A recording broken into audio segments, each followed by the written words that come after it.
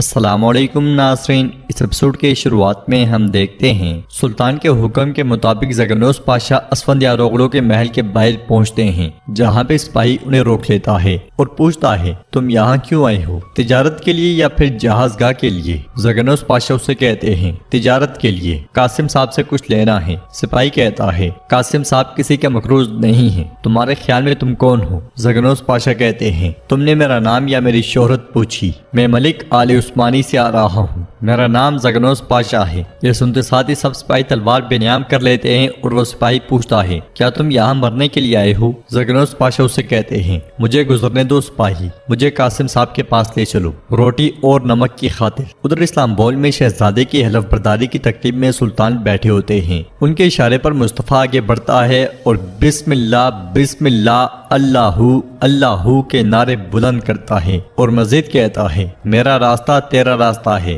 میرا بازو تیرا بازو ہے، میری تلوار تیری تلوار ہے، تیرا دین میرا دین ہے، تیرے راستے پہ میرا سر قربان، میری جان تیری راہ پر قربان اور میری دولت تیری خاطر قربان۔ میرے الفاظ ہمارے ایرنس کے الفاظ کے مشابہ ہوں، میں نمک پانی اور روٹی دیکھ رہا ہوں، اگر میں راستے سے ہٹ جاؤں تو میرے سامنے پڑی تلوار میرا سر کاٹ دے، حق کے لیے پیروں کی خاطر علی ہوں علی ہوں۔ پھر دوغان بلند آواز سے کہتا ہے اے دشمن محمد صلی اللہ علیہ وسلم، تم کافر نہ شکرے ہو اور ہم شکر گزار ہیں، تم ایک طرف ہو ہم دوسری طرف ہیں۔ سلطان بھی بآواز بلند کہتے ہیں یہ تلوار صاف اندر جائے اور خون سے بری باہر آئے۔ مصطفیٰ کہتا ہے میں اپنے ہی تلوار سے ہلاک ہو جاؤں، میں مٹی کی طرح بگھڑ جاؤں، میں زمین کی طرح ہل جاؤں۔ اس کے ساتھ ہی سلطان مصطفیٰ کو تلوار تھما دیتے ہیں، وہ تلوار لیتا ہے اور اسے چومتا ہے۔ محمود پاشا آگے بڑھتے ہیں اور اس کے ساتھ تلوار باندھ دیتے ہیں۔ پھر مصطفیٰ آگے بڑھتا ہے اور گھٹنوں کے بل بیٹھ کر سلطان کا چوغا چومنے ہی لگتا ہے کہ سلطان اس سے کہتے ہیں بیٹے یہ اچھا اور خوش قسمت ہو۔ ساتھ ہی مصطفیٰ ان کے ہاتھ کا بوسہ لیتا ہے۔ دوسری طرف زگنوس پاشا قاسم کے کمرے میں جا پہنچتے ہیں، انہیں دیکھ کر قاسم کہتا ہے بلغراد میں شکست کے بعد تم نظروں سے اوجھل ہو گئے زگنوس پاشا، لیکن ان سالوں میں تم بدلے نہیں۔ زگنوس پاشا اسے کہتے ہیں اتنے برسوں سے آپ بھی نہیں بدلے قاسم صاحب، اللہ کا شکر ہے کہ آپ اب بھی نمک اور روٹی کی عزت کرتے ہیں۔ قاسم کہتا ہے برسوں پہلے تم ہی میری بانجی حلیمہ کو مراد خان کے لیے دلہن بنا کر لینے آئی تھی، تم اعتبار کے قابل ہو کیونکہ تم روایات کو جانتے ہو۔ تو زگنوس پاشا کہتے ہیں اگر میں اس قابل ہوں تو یہ ہمارے سلطان کی بدولت ہے، میں آپ کے لیے اپنے سلطان کا سلام لایا ہوں۔ قاسم کہتا ہے اس نے جو سلام پہلے بھیجا تھا وہ ہمارے دروازے سے واپس گیا تھا پاشا، اب اس نے تمہیں بھیجا کیونکہ وہ جانتا تھا کہ دروازے تمہارے لیے ضرور کھلیں گے، لیکن تمہاری زیارت اس سلام سے آگے نہیں بڑھے گی۔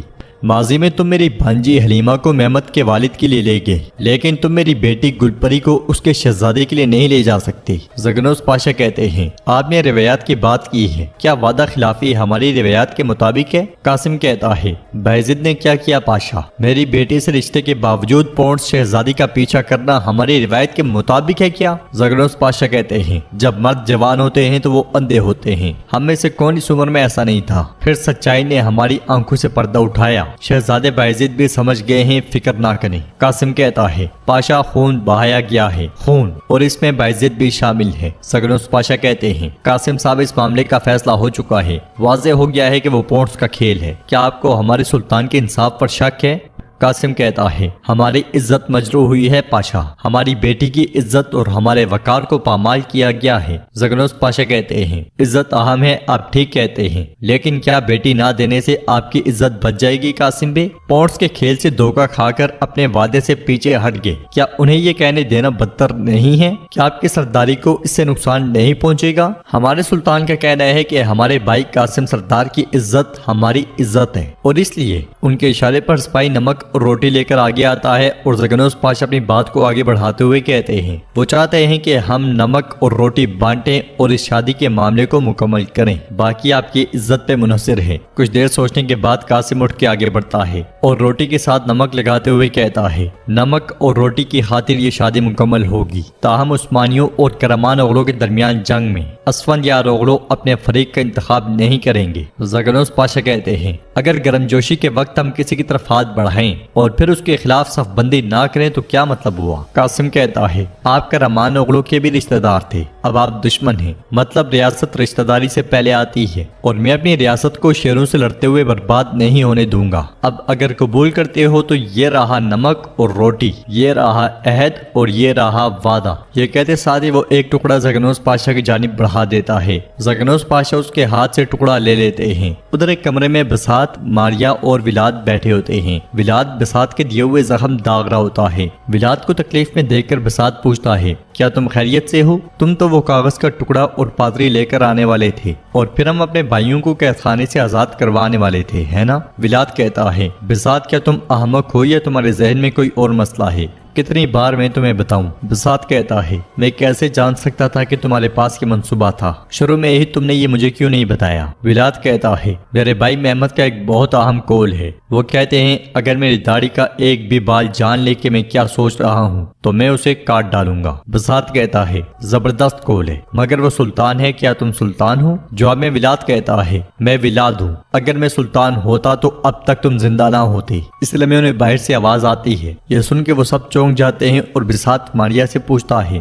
یہ کون ہے؟ ماریا کہتی ہے، مجھے نہیں معلوم۔ ولاد ایک دم سے خنجر ماریا کے گلے پر تان لیتا ہے تو بساط اٹھتے ہوئے کہتا ہے، ولاد رک جاؤ رک جاؤ۔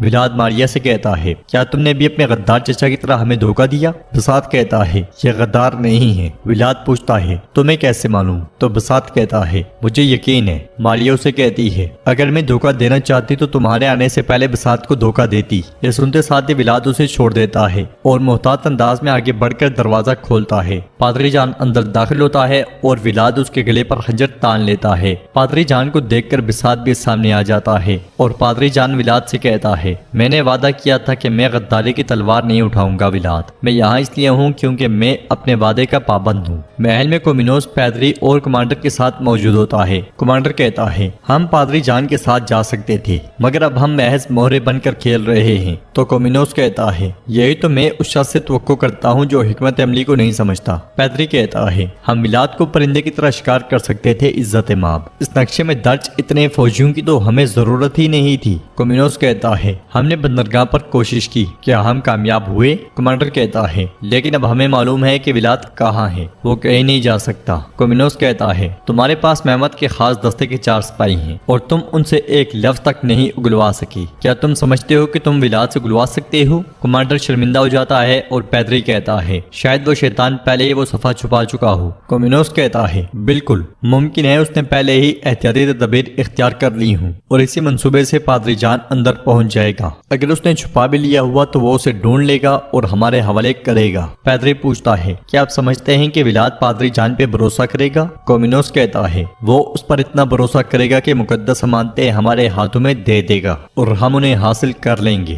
یہ کہتے ساتھ وہ نقشے پہ موجود عثمانی جھنڈا گرا دیتا ہے۔ دوسری طرف دوغان بہت غصے میں ٹہل رہا ہوتا ہے، اس لیے زگنوس پاشا وہاں پہنچتے ہیں۔ انہیں دیکھ کر دوغان غصے سے کہتا ہے، یہ کیا ہے زگنوس؟ زگنوس پاشا آگے چلتے ہیں تو دوغان کہتا ہے، پاشا۔ دوغان کو اس طرح غصے میں دیکھ کر زگنوس پاشا کہتے ہیں، تم ایسے لگ رہے ہو جیسے اپنے دشمن کو دیکھ چکے ہو۔ کیا تم میرے گھر پر چڑھائے ہو یا میری واپسی کے انتظار میں ہو؟ دوغان کہتا ہے، سمجھ لو کہ میں تمہاری واپسی کا انتظار بغض کے ساتھ کر رہا ہوں، یہ بھی سمجھ لو کہ میں تمہارے گھر میں انتقام لینے آیا ہوں۔ زگنوس پاشا اس سے کہتے ہیں، اپنے الفاظ پر غور کرو، مرد بن کر بولو، تم کیا چاہتے ہو؟ تو دوغان کہتا ہے، کیا تمہیں یاد ہے وہ 20 ساتھی جنہیں مجھے قبر میں دفن کرنا پڑا تھا بلغراد میں، ہے نا؟ اگر ہمارے سلطان نے تمہیں جلدی میں جلا وطن نہ کیا ہوتا تو میں تم سے حساب برابر کر چکا ہوتا، لیکن لگتا ہے تم پھر بھی انجام سے بچ نہیں سکے، پھر بھی تم یہاں اپنی جان کے دشمن کے پاس آئے ہو۔ زگنوس پاشا کہتے ہیں، کیا تم سمجھتے ہو کہ میں اکیلا منصوبہ بنا رہا تھا؟ کیا میں نے ذاتی طور پہ تم سے مشورہ نہیں کیا تھا؟ کیا تم نے اس پر اتفاق نہیں کیا تھا؟ اب تم سب کچھ مجھ پہ ڈال رہے ہو۔ دوغان کہتا ہے، تم ہی صدر اعظم تھے، تم نے سب کچھ منصوبہ بنایا تھا۔ زگنوس پاشا کہتے ہیں، کیا یہی طریقہ ہے اپنی طاقت ظاہر کرنے کا، سب کچھ مجھ پر ڈال کر؟ کیا یہی طریقہ ہے اپنے دل کی آگ بجھانے کا؟